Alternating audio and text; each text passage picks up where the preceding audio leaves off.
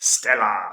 So Stellar is a well-established crypto now. I mean, it's been around for the last two bull cycles, and immensely profitable in the first bull cycle it was in. I still think technically it's in a long-term downtrend in terms of bull cycle to bull cycle. I think there is potential for Stellar to break that long-term downtrend. However, one very, very specific thing has to happen for it to break the downtrend. But I'll take a look. I'm going to talk about that particularly in this video. Before I get into it though, if you're new here, these are the first 26 coins that I did videos about on the channel. And in the videos, I showed myself buying up all of these coins. If you'd have done the same, let's say they popped $100 into each of them when I released the videos, you'd have gotten in at these prices. All you would have had to do is sit on them for 16 months, those coins, and then sell them. And these are what your profit, these are the prices you'd have sold at, and these are what your profits would have been.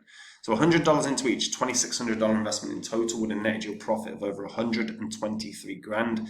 A house in under a year and a half is pretty spectacular. Now, you don't have that long. We are in a bull cycle right now. And next month of September, we're probably going to see this market rip into the upside. So if you're not happy with the coins you own or not confident in the coins you own, go to copymycrypto.com, have a look at the site. That's the site I run where I share with all my members the coins that I own. So whenever I buy or sell any coin, I tell my members what coin I'm buying or selling and at what price. So my members get in and out of crypto, same price as me, so they make the exact same profit. But the added bonus is obviously they don't have to do any work at all. And if that sounds good to you, go onto the site, have a look at what my members have made, have a look at the testimonials, watch the videos, read through it all. And if you like what you see, guys, maybe try the service out before these markets absolutely start ripping. Now, Stellar. So as you can see, huge profit in that first bull cycle. I mean, it went up about 450 times from sort of its lowest point, give or take. Well, actually 500 from its lowest point, which is pretty amazing, right? Now, Stellar is, like I said, incredibly well established. It is a peer-to-peer decentralized network. It was created in 2014 by the Stellar Development Foundation, or Stellar.org, and the network launched in 2015 with the purpose of connecting the world's financial systems and ensuring a protocol for payment providers and financial institutions. They are literally built and designed for the system, for the institutions. And the idea is to move financial resources really fast and really cheap. So it links people, banks, payment processors, and allows users to create, send, and trade multiple types of crypto as well. Stellar Lumen, or Lumens now, is the ticker, or the digital currency. And XLM basically pays for the transaction fees, pays for everything on the network. And the protocol converts money in a few seconds, first into XLM and then into the requested currency. So it's like a nice, it's like a middle ground for currency exchange, effectively. And realistically, what have they been built for? Long term, what have they been built for? Well, CBDC, isn't it? Now, Jed McCaleb is the founder of Stellar with the lawyer Joyce Kim after leaving Ripple in 2013 over disagreements about the company's future. McCaleb explained his rationale behind Stellar. The whole original design of Stellar is that you can have fiat currencies and other kinds of forms of value run in parallel with each other and crypto assets. This is super important to drive this stuff mainstream. Now, he currently serves as the CTO of Stellar as well as the co-founder of the Stellar Development Foundation. This is a not-for-profit organization and it aims to unlock the world's economic potential by making money more fluid, markets more open, and people more empowered. Now, that's an interesting point, by the way. If it makes markets more open, or if it makes markets, in theory, markets don't have to be to close. We have seen, crypto is a 24-hour market, and it's all the time. And you don't need the financial institutions. You don't need Wall Street. And you don't need London Stock Exchange and all these to close. They could be open all the time. And you think about the amount of money that would flow in and out, it would grow, like, it would be staggering.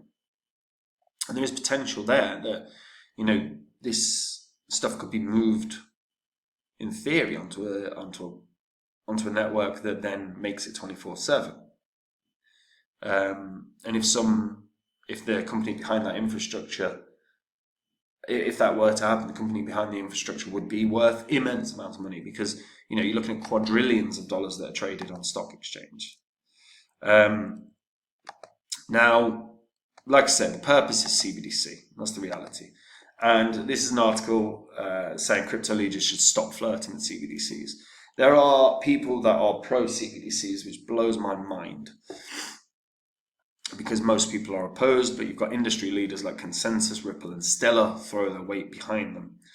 CBDCs offer governments the ability to exert absolute control over money. They should be rejected by all fair-minded blockchain leaders, but that is not the case. In June of 2023, the International Monetary Fund noted that most cryptocurrency innovations have come from the private sector, but it praised central banks for catching up through the experimentation of CBDCs and creating state-controlled instant payment systems like Brazil's Pix. And they're basically an experimental form of digital money created by a country's central bank. They're generally controlled through a private network and are both centralized and programmable. And that is and should be the concern for people, is that when money is programmable, effectively, your government, as well as the treasuries of the country, can exert control over how you spend. If it is programmable, in theory, I'm not saying it would happen, but let's talk about it honestly. How much of every country do you hear, like, there's a huge health issue or there's a huge obesity problem, right? Let's say in America, you quite often hear there's an obesity problem, and in the UK, right? So maybe they program your money so you can only have one takeaway a week. Maybe they program it because of the data about your health, you can't have a takeaway. Like, there is a world where because of the programmability of it, you no longer can do stuff that you would normally do. Because central banks will be able to track, monitor, and edit transactions. These capabilities grant authorities extensive control over money flows, including the power to impose spending restrictions, set expiration dates on consumers' savings, and even remotely freeze or seize money. Now, Citigroup predicts there will be $5 trillion in CBDCs circulating in the global economy by 2030. That is a terrifying concept.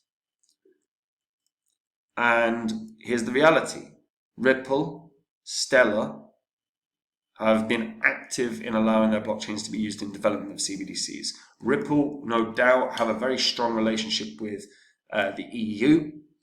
It would not be a shock to see the euro become a CBDC on Ripple's network.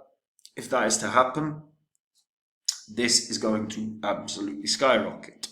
When these CBDCs finally come out, and they will, unfortunately it's not a if, it's a when.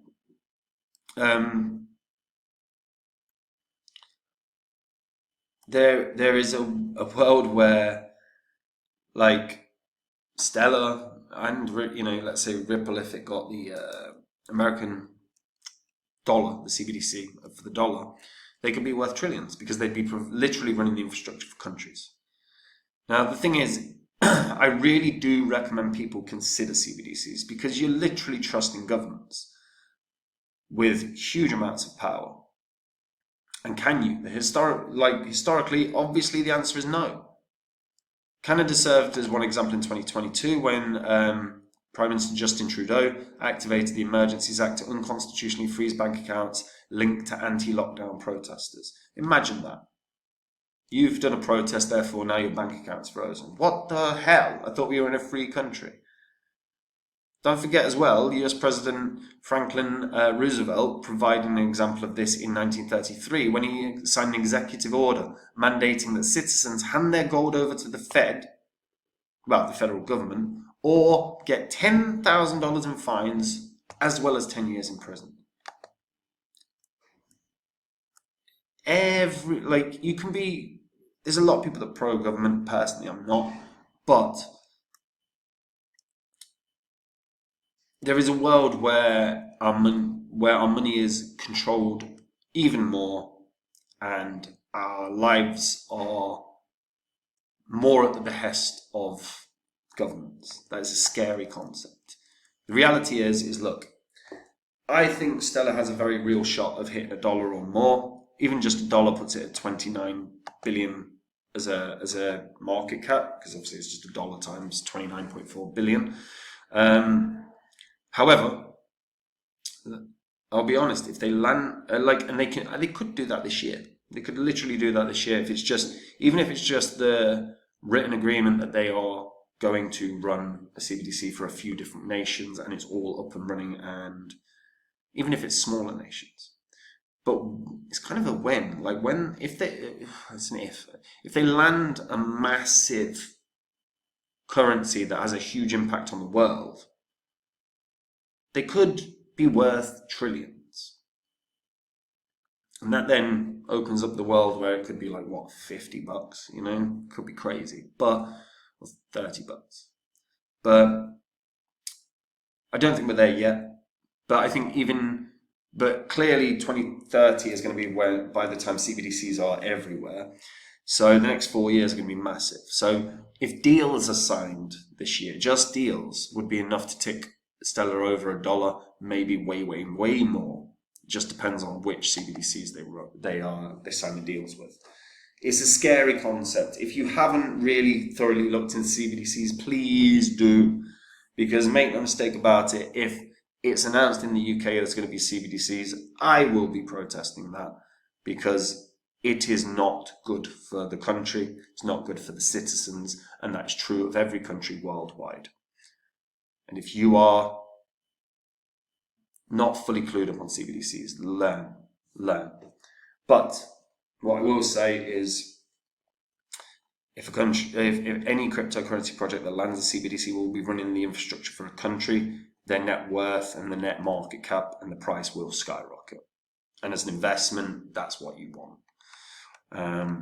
Let me know what you guys think about it. How do you feel about you know what? Let's make this conversation. How do you feel about CBDCs? Do you have legitimate concerns? Are you worried about governments having that level of control potentially? Are you worried about your central banks having that level of control?